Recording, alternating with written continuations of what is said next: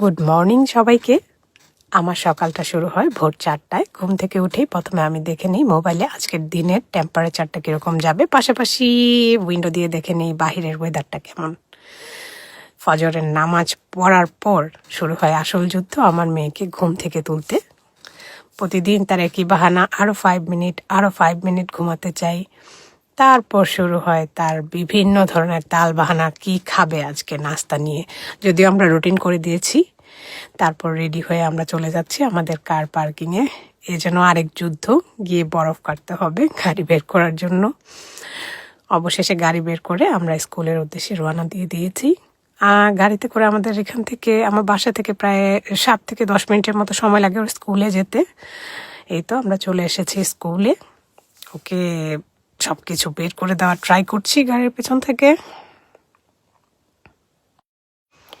আমার মেয়ে আয়েশি ভঙ্গিতে এখনো বসে আছে, কারণ তার গাড়ির ড্রাইভার সব কিছু নামিয়ে তাকে বুঝিয়ে দিবে।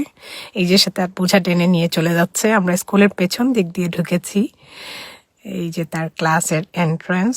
আমি সবসময় ট্রাই করি একটু আর্লি যাওয়ার, যাতে ওর একটু সময় লাগে। ও আমাকে ছাড়তে চায় না, আমাকে আরেকটু চায় ওর সাথে থাকার জন্য।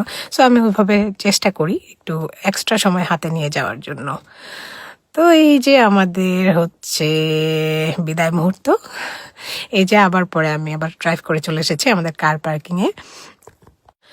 যে কার মোটর হিটার কোথায় কোথায় ইউজ করে আমি জানি না, বাট আমাদের এখানে ইউজ করতে হয়। তাহলে এটাও ডিপেন্ড করে আপনি কতক্ষণ হিট করবেন, টেম্পারেচারের উপর টোটালি ডিপেন্ড করে। চার্জে লাগানো শেষ। এই যে আশেপাশে আমার যে পার্কিংয়ের গাড়িদের অবস্থা দেখেন, তাদেরও অনেক কাজ করতে হবে বের হওয়ার জন্য, এবং সবাই কেবল কানেক্টেড। এই যে এসে আমি আমার নাস্তা বানিয়ে ফেললাম। নাস্তা বানিয়ে তাড়াতাড়ি খেয়ে, এই যে আরেকটা দায়িত্ব, আমার 10 মান্থ ওল্ড বেবিকে ফিট করিয়ে প্লাস ওর ডাইপার চেঞ্জ করে ওর পাপার কাছে দিয়ে যাব। আজকে আমার ক্লাস আছে, আমি ক্লাসের উদ্দেশ্যে বেরিয়ে পড়ছি। বাহিরে অনেক স্নো। অ্যাজ অলওয়েজ শীতের দেশে থাকি, এটা খুব কমন। বাচ্চারা খুব স্নো খেতে পছন্দ করে, বাট একটু সাবধানে থাকা উচিত এই হলুদ স্নোগুলো থেকে, কারণ এগুলো বেসিক্যালি কুকুরের প্রস্রাব। এই যে আমার বাস চলে আসছে। কখনো গাড়িতে কখনো বাসে চড়ে যেতে হয়, আমাদের স্কেজুয়ালের ওপর ডিপেন্ড করে। আমার ক্লাস ছিল 9:30টায়, সো আমি ট্রাই করছিলাম যে 9টার ভিতর পৌঁছে যাওয়ার জন্য। এই যে স্কুলে চলে এসেছে আমার। তারপর একটু কফি খাবো, কফি খেয়ে ক্লাস অ্যাটেন্ড করব।